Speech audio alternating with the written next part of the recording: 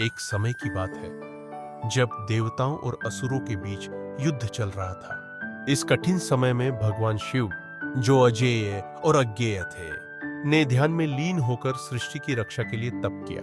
उनकी तपस्या इतनी कठोर थी कि सभी देवता और देवी उनकी शक्ति को देखकर आश्चर्यचकित थे। माता पार्वती, जो हिमालय की राजकुमारी थी, भगवान शिव के प्रति आकर्षित थी। उन्होंने शिव की महानता को समझा और उन्हें अपना पति मान लिया। पार्वती ने शिव को प्रसन्न करने के लिए कठोर तपस्या करने का निर्णय लिया। उन्होंने अपने शरीर को तप से शुद्ध किया और ध्यान में लीन हो गई। माता पार्वती की भक्ति और समर्पण ने भगवान शिव को प्रभावित किया। महाशिवरात्रि का पर्व आया। इस दिन सभी देवता और ऋषि मुनि भगवान शिव की आराधना करने के लिए एकत्र हुए। पार्वती ने भी इस अवसर का लाभ उठाया। उन्होंने शिव की पूजा की और उनसे विवाह का आशीर्वाद मांगा। भगवान शिव उनकी भक्ति से प्रसन्न होकर उनके सामने प्रकट हुए। उन्होंने पार्वती की तपस्या और प्रेम को पहचान लिया और उन्हें स्वीकार किया। इस विवाह में सभी देवता शामिल हुए।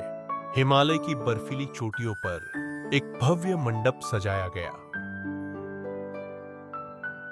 भगवान शिव ने तांडव नृत्य किया और माता पार्वती ने अपनी सुंदरता से चारों ओर का माहौल महकाया।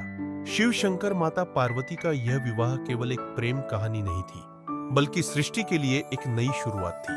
महाशिवरात्रि का महत्व इस विवाह के साथ और भी बढ़ गया।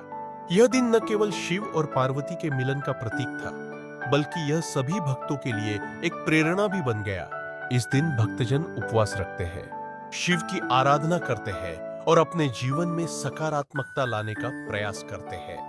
इस प्रकार वो शिव और पार्वती का विवाह सृष्टि के लिए एक महत्वपूर्ण घटना बन गया, जो आज भी भक्तों के दिलों में बसा है। यह कहानी हमें सिखाती है कि प्रेम और भक्ति से बड़ी बाधा को पार किया जा सकता है।